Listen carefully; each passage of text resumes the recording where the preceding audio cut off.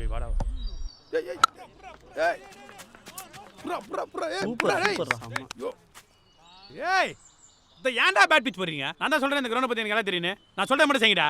Last over 10 runs to win, last wicket. அங்கே பாரு ரஞ்சித் செம்ம காண்டா வரான். ஆமாம் மச்சான் கடைசி ஒரு யாருக்குடா கொடுக்குறது?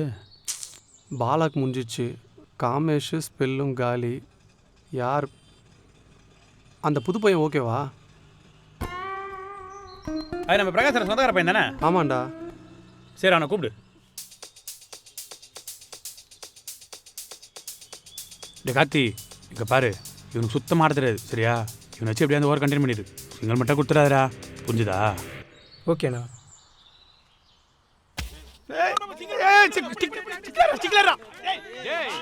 சிங்கிள் கொடுக்காதேன்னு சொல்கிறேன், கரெக்டாக சிங்கிளுக்கு போடுற. இங்கே பாரு கார்த்தி, நான் சொல்கிறது மட்டும் செய்.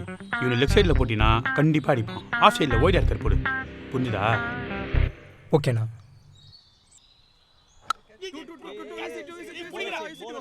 ஐயோ டேய் ஏன்டா சொல்ல அப்படியே போடுற? இங்கே பாரு, லாஸ்ட் பால் அவன் கண்டிப்பாக 6 அடிக்க தான் ட்ரை பண்ணுவான். ஸ்லோ பால் போடு, கண்டிப்பாக கேட்ச் ஆகிடும், புரிஞ்சுதா? ஓகேண்ணா.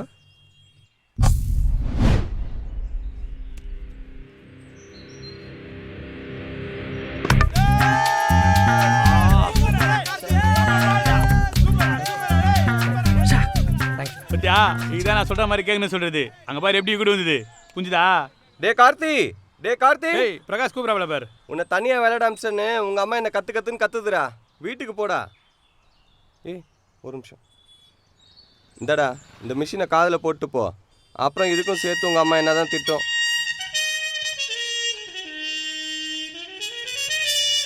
ஏய் கார்த்தி, இவனுக்கு சுத்தமாட தெரியாது.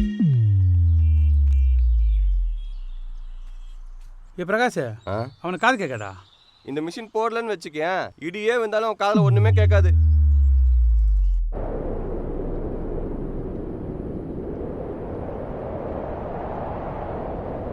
புரிஞ்சுதா?